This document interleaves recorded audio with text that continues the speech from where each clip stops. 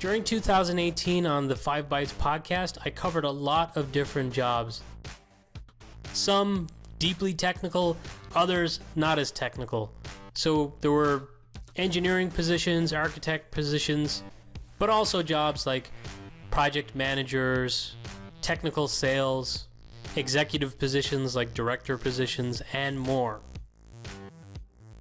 And obviously, as jobs get filled, they're no longer available. So for each episode, it's very much a point in time.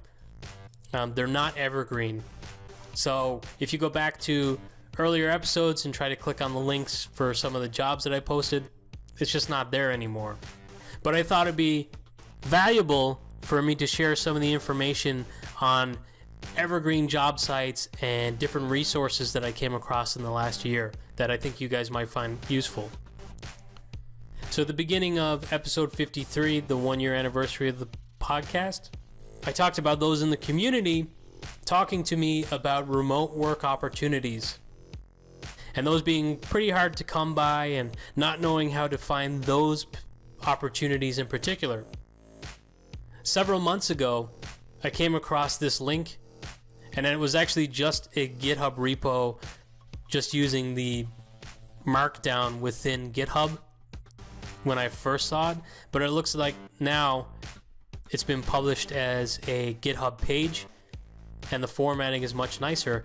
But there is a site, remoteintech.company, which features a pretty large list of tech companies who offer remote work opportunities. Now, a lot of these are startups, and a lot of the positions are pretty developer focused, but a lot of these organizations also hire IT workers too, and probably more techie oriented for all of those in IT. Earlier this year, I came across a Google Docs spreadsheet that contains all available opportunities right now, real time, available within VMware, and there's hundreds of positions from all over the world. And like I said, it's real time, it's kept up to date, so you'll see that it's been modified in the last day or two.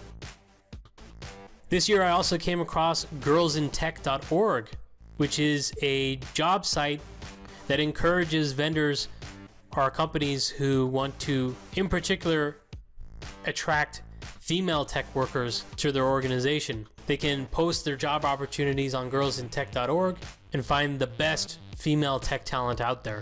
So for any female techies listening, it might interest you to check out girlsintech.org.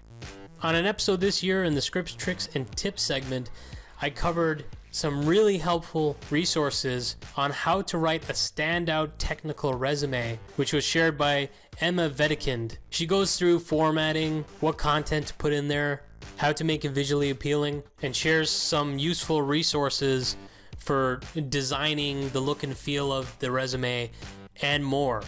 Before I came across this resource, I was using something called Enhanced CV, but Emma's article has opened up many new resources that are now available at my disposal.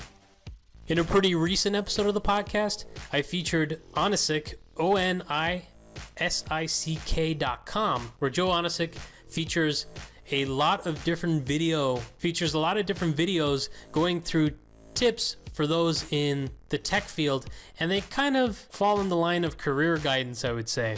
So he's got tips on how to figure out what your value is, what's the most amount of money you can make in your particular role within your geographical location. So it's not just, hey, you could be making $500,000 a year, but really the top end of the scale is only to those living in Silicon Valley, where it costs like $300,000 a year to live.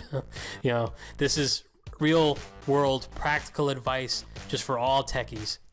I really encourage you to check that out.